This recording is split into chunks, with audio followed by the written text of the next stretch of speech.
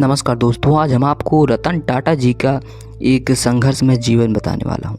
आप लोग बहुत से बिजनेसमैन को जानते होंगे जो अपने फ़ायदे के लिए कुछ भी कर सकते हैं, लेकिन आप जिसके जीवन के बारे में बताने जा रहा हूँ वह इन बिजनेसमैन से बहुत ही भिन्न और बहुत ही महान है और हमारे देश के लिए एक वरदान है कि वह अभी भी जिंदा है, जिसकी वजह से ना जाने कितने लोगों की ज़िंदगी संवर चुकी है। जी हाँ, मैं बात कर रहा हूँ देश के महान व्यक्ति रतन टाटा जी का, जो कि भारत का 4% अर्थ TCS कंपनी के पास है। इस आर्टिकल के द्वारा मैं आपको रतन टाटा जी के बारे में संपूर्ण जानकारी दूंगा। रतन टाटा दूरदृष्टि रखने वाले और अत्यंत राष्ट्रभक्त हैं। उन्होंने भारत और मानवता दोनों के कल्याण के लिए अपनी व्यक्तिगत कमाई का त्याग किया है। यहाँ कुछ तथ्य उसे महान बनाते हैं। वह विशेष या समृद्ध महसूस नहीं करते हैं। वह अभी भी इकोनॉमिक क्लास में सफ़र करते हैं। वह विमान के लिए लाइसेंस रखते हैं। उन्होंने IBM की एक उत्कृष्ट नौकरी की पेशकश को अस्वीकार कर दिया और भारत में काम करने का फैसला किया। उन्होंने निचले पायदान पर काम करना शुरू कर दिया और धीरे धीरे सीढ़ी चढ़ते गए, जब तक कि वह 1991 में टाटा समूह के अध्यक्ष नहीं बन गए। वह टाटा ऑटोमोबाइल को वैश्विक क्षेत्र में ले गए। उन्होंने विभिन्न वैश्विक संस्थानों में अनगिनत पुरस्कार मिले हैं। उन्होंने भारतीय और विदेश के छात्रों के लिए छात्रवृत्ति देने के लिए जाना जाता है। टाटा हर व्यवसाय में है, लेकिन आप उन्हें शराब के कारोबार, सिगरेट के कारोबार और मनोरंजन के कारोबार में कभी नहीं देखा होगा, कभी नहीं।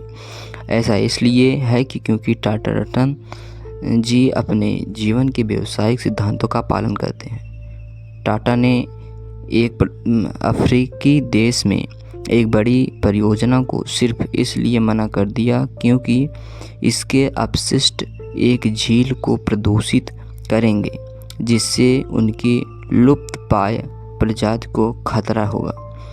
पिछले कुछ वर्षों से इंटरनेट पर घूम रहा यह पोस्ट जो हम पढ़ सकते हैं, अगर आप तेज़ी से चलना चाहते हैं तो अकेले चलिए, लेकिन अगर आप दूर तक चलना चाहते हैं तो साथ में चलिए।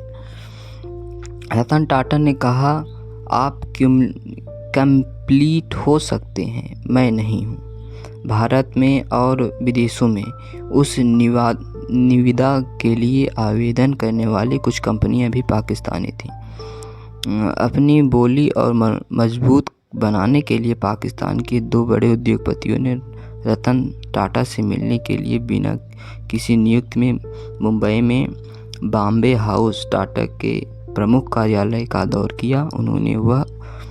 उन्हें कोई पूर्व नियुक्ति नहीं दे रहा था। उन्हें बॉम्बे हाउस के रिसेप्शन पर बैठने के लिए बनाया गया था और कुछ घंटों के बाद उन्हें संदेश दिया गया कि रतन टाटा व्यस्त हैं और बिना अपॉइंटमेंट के किसी से नहीं मिल सकते। वे निराश होकर ये दोनों पाकिस्तानी उद्योगपति दिल्ली गए और अपने उच्च योग को एक मंत्री से मिला। तब कांग्रेस मंत्री आनंद शर्मा ने तुरंत रतन टाटा को फ़ोन किया और उनसे अनुरोध किया कि वे दोनों पाकिस्तानी उद्योगपतियों से मिले और उनके टेंडर को उत्साहित पूर्वक माने। रतन टाटा ने जवाब दिया, आप बेशर्म हो सकते हैं, मैं नहीं, और फ़ोन नीचे रख दिया। कुछ महीनों बाद जब पाकिस्तानी सरकार ने टाटा सुमो को पाकिस्तान में आयात करने का आदेश दिया तो रतन टाटा ने उस देश के लिए एक भी वाहन भेजने से इनकार कर दिया। यह मातृभूमि के लिए सम्मान और प्यार है जो रतन टाटा के पास है। कुछ ऐसा है जो हमारे वर्तमान राजनेताओं को सिखाना चाहिए। यह आदमी सम्मान पाने का पात्र है। टाटा ग्रुप के अंदर लगभग 100 कंपनी आती है। टाटा की चाय से लेकर 5 स्टार होटल तक, सुई से लेकर स्टील तक, लखटिकियाँ, नैनो कार से लेकर हवाई जहाज़ तक सब कुछ मिलता है। रतन टाटा का परिवार। रतन टाटा का जन्म 28 दिसंबर 1937 को भारत के सूरत शहर में पिता नवल और माता सोनू के घर हुआ था। इनका धर्म